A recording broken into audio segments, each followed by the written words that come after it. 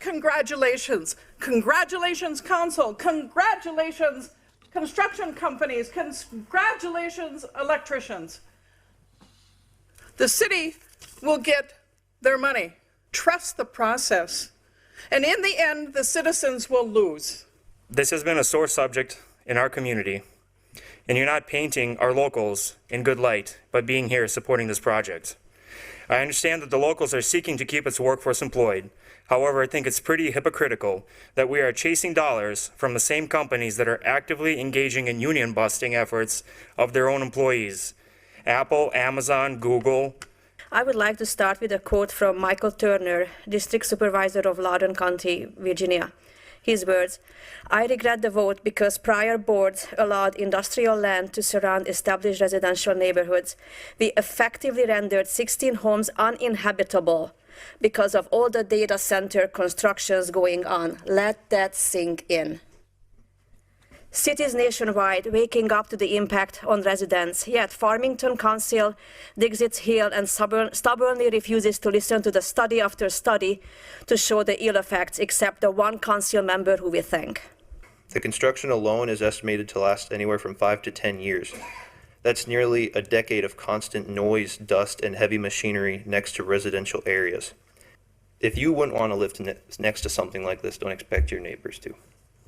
You heard today from Tract representatives that on the existing land, there are wells that produce currently enough water equivalent to what they need.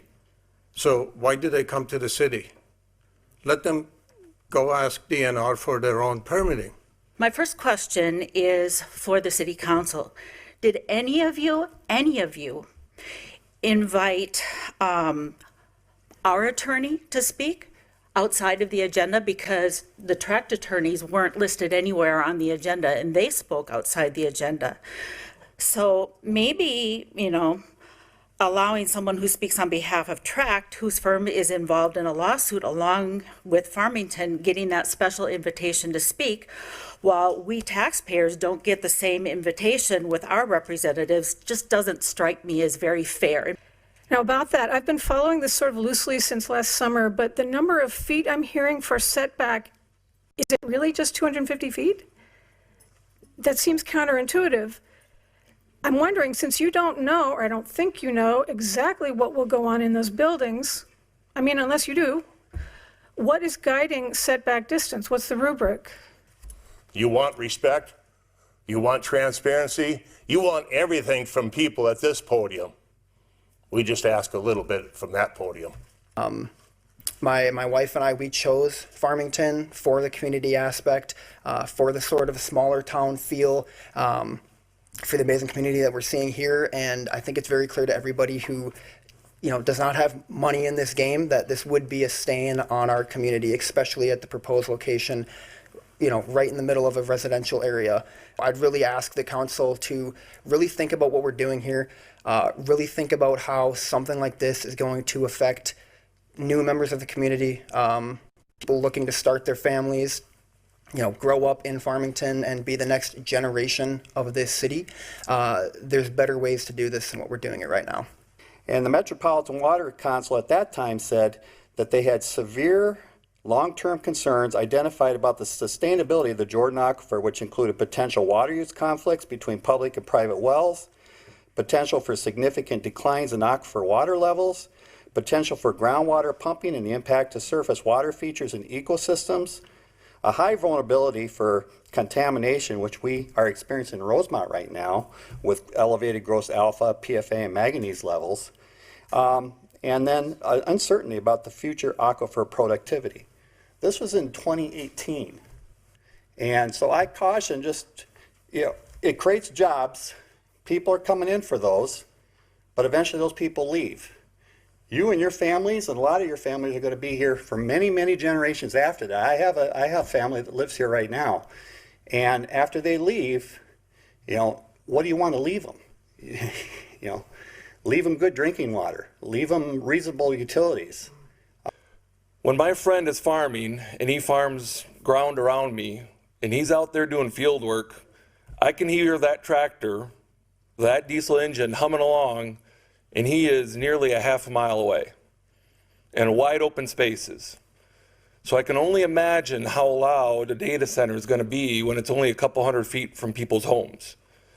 In rural areas, when a farmer wants to put a hog farm up, he has to put that building a half a mile away from any residential properties, even his own, because of the smell, because of the sounds.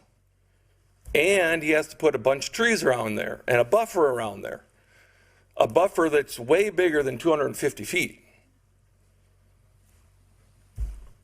And it sounds to me like the wrong person is in that center seat, because the only person that has any type of modicum of decency or thoughtfulness for the citizenry here is Steve. My name is Nick, and I live in that community. You're putting it about maybe 500 yards from my east wall. And that's gracious because I'm not the one that's suffering the worst. There's someone that lives in that cul-de-sac, in his backyard, or on that street that faces directly to the former golf course. So Nick, I don't know exactly what you said earlier on when you tried to tie it all together for them, putting on rose-tinted glasses for them, make it all nice and pretty with a bow. Meanwhile, Steve is actually thoughtful in his process and actually has real questions. You will offer leading questions to these people, knowing what answer you're going to get in return. Gosh, you guys are weak. So as far as union being here and union jobs, you're being told to be here from a union that you pay, and from them. You're being told, you're being asked, and it's not for the reasons that you think it is. It's not for the reasons of supporting the union. Capricious. Do you even know what that word means? Do you have any idea what that word means? Or did you hear it from the attorney first? A capricious no vote. The same thing could be very well said about the yes vote that happened in 2024. Do you have any idea what the word means? Just give me a nod, yes or no. Do you have any clue what that word means? It means without merit. It means without justification. It means that you're just voting no to vote no, or you're voting yes just to vote yes. You voted yes on a final plat, not you, some of you, 2 of you didn't, 2 of you did. You voted yes on that without even knowing all of the facts. And you admitted it tonight over and over again. Well, we have to update this because we didn't know everything. We have to update this because we didn't know everything. Capricious. What a joke. If these men, who I'm sure love their families and communities, had to live next to this data center, I'm sure they would be here fighting with me right now. So it's interesting that they will sit and support a project that will so negatively harm my neighborhood and families. You want jobs and money? Our suffering pays your jobs and your money. It's dirty money here in Farmington. It's dirty. I'm showing that people can come here for 2 full years and still be ignored. I can assure you that lipstick does not change a pig nor their smell. You can take a project that will destroy my neighborhood, dress it up with fancy words on a website, and is still a project that will destroy my neighborhood. You made the comment way back when that there's some winners and losers in every situation, Nick. I will never forget that comment. I think that when you're elected into a city like Farmington, you're supposed to serve all your residents, and Southeast Farmington is quite well populated. Thank you.